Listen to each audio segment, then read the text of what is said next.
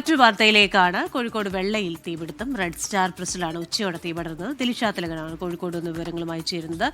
Dilisha, good afternoon.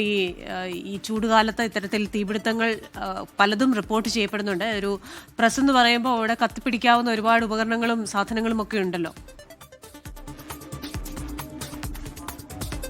തീർച്ചയായിട്ടും Christina, ഇന്ന് ഉച്ചയോട് കൂടിയാണ് ഈ കോഴിക്കോട് വെള്ളയിലുള്ള ഈ റെഡ് സ്റ്റാർ പ്രസിൽ തീപിടുത്തം ഉണ്ടാകുന്നത്. തീ പടരുന്നത് കണ്ട് ജീവനക്കാർ പുറത്തേക്ക് ഇറങ്ങി ഓടുകയായിരുന്നു. ഉടനെ തന്നെ ബീച്ചിൽ നിന്നും 2 യൂണിറ്റ് അഗ്നിരക്ഷാ യൂണിറ്റുകൾ സ്ഥലത്തെത്തി തീ അധികം വൈകാതെ തന്നെ നിയന്ത്രണ വിധേയമാക്കാൻ സാധിച്ചു എന്നുള്ളതാണ്. ഇപ്പോൾ തീ പൂർണ്ണമായിട്ടും അണഞ്ഞിട്ടുണ്ട്. എന്നാൽ ആ പുക ഉയരുന്നത് നമുക്ക് ആ ദൃശ്യങ്ങളിൽ കാണാൻ പറ്റും.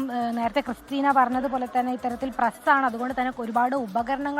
ഇത് എത്രത്തോളം നാശനഷ്ടങ്ങൾ ഉണ്ടായിട്ടുണ്ട് എന്നുള്ളതോ അതുപോലെ തന്നെ തീപിടുത്തത്തിൻ്റെ കാരണമോ ഒന്നും തന്നെ ഇപ്പോൾ വ്യക്തമല്ല. എന്തായാലും ആദ്യം തന്നെ ഈ തീ പൂർണ്ണമായിട്ടും നിയന്ത്രണ വിധേയമാക്കുക. ഈ പുക ഉയരുന്നുണ്ട്, അത് ഒരു വലിയ ദുർഗന്ധം പുറത്തേക്ക് വരുന്നുണ്ട്. അത് പുറത്തുള്ള സമീപവാസികൾക്കൊക്കെ തന്നെ വലിയ ബുദ്ധിമുട്ടുണ്ടാക്കാൻ ഇടയുള്ള ഒരു കാര്യം കൂടിയാണ് അത്.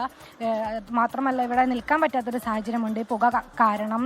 എന്തായാലും ഇവിടെ ഇത്തരത്തിൽ തീ നിയന്ത്രണ വിധേയമാക്കി ഇനി ഇവിടുത്തെ ഈ ഉപകരണങ്ങളും ഈ സാധനങ്ങളും എല്ലാം പുറത്തേക്ക് എത്തിക്കുകയാണ്. ഫയർഫോഴ്സ് സംഘങ്ങൾ ഇവിടെയുണ്ട്. അതുപോലെ തന്നെ നാട്ടുകാരുടെ നേതൃത്വത്തിൽ ഈ നാട്ടുകാരും കൂടിയിട്ടുണ്ട്. നാട്ടുകാരുടെ നേതൃത്വത്തിൽ ഈ അകത്ത് കത്തിക്കിടക്കുന്ന ഉപകരണങ്ങളെല്ലാം തന്നെ പുറത്തേക്ക് എത്തിക്കാനുള്ളൊരു കാര്യങ്ങളാണ് ഇപ്പോൾ ഇവിടെ നടന്നുകൊണ്ടിരിക്കുന്നത്. നമുക്ക് ദൃശ്യങ്ങളിൽ കാണാം, വലിയ രീതിയിലുള്ള തീപിടുത്തം തന്നെയാണ്. ഈ തീപിടുത്തത്തിന്റെ കാരണം എന്താണ് എന്ന് വ്യക്തമല്ല. ഷോർട്ട് സർക്യൂട്ട് ആണ് എന്നാണ് പ്രാഥമിക നിഗമനമുള്ളത്. ചേട്ടാ, ഈ തീപിടുത്തം ഉണ്ടാകുമ്പോൾ അവിടെ ഉണ്ടായിരുന്നോ, കണ്ടിരുന്നോ, എന്താ സംഭവിച്ചത്? തീപിടുത്തം ഉണ്ടാകുമ്പോൾ ഞാൻ നമ്മുടെ കൗൺസിലറാണ്. ഇപ്പോൾ വിവരം അറിഞ്ഞപ്പോൾ ഞാൻ അങ്ങോട്ട് പോകുന്നതാണ്. ഒരു 1:30 മണി സമയത്താണ് ഇതിൻ്റെ ഓണറാണ് നിൽക്കുന്നത്. ഒരു 1:30 മണി സമയത്താണ് ഇതിൻ്റെ ഫയർ കണ്ടത്. പിന്നെ ഓണറാണ് മുപ്പര് നിൽക്കുന്നത്. പിന്നെ ഞാൻ വിവരം അറിഞ്ഞിട്ട് വന്നതാണ്. സ്ഥലത്തെ കൗൺസിലറാണ്. പിന്നെ ഏറ്റവും അപകടം ഉണ്ടായെങ്കിലും അതിലൊരു പ്രധാന കാര്യം പറയാനുള്ള ഫയർഫോഴ്സ് ഉടനെ തന്നെ റെസ്പോണ്ട് ചെയ്തു എന്നുള്ള ഒരു വലിയ കാര്യമാണ്.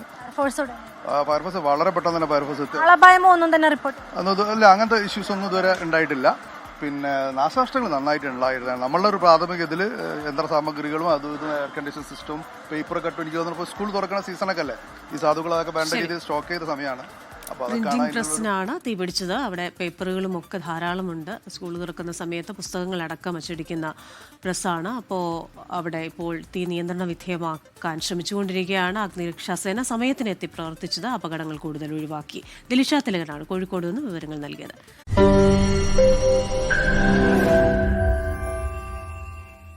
ലോകത്തെവിടെയായാലും ഏത് സമയത്തും 24 വാർത്തകളും ഓഗ്മെന്റഡ് റിയാലിറ്റി പാക്കേജുകളും എക്സ്പ്ലെയിനറുകളും വിശദമായി കാണാൻ ഞങ്ങളുടെ യൂട്യൂബ് ചാനൽ നിങ്ങൾക്ക് സബ്സ്ക്രൈബ് ചെയ്യാം.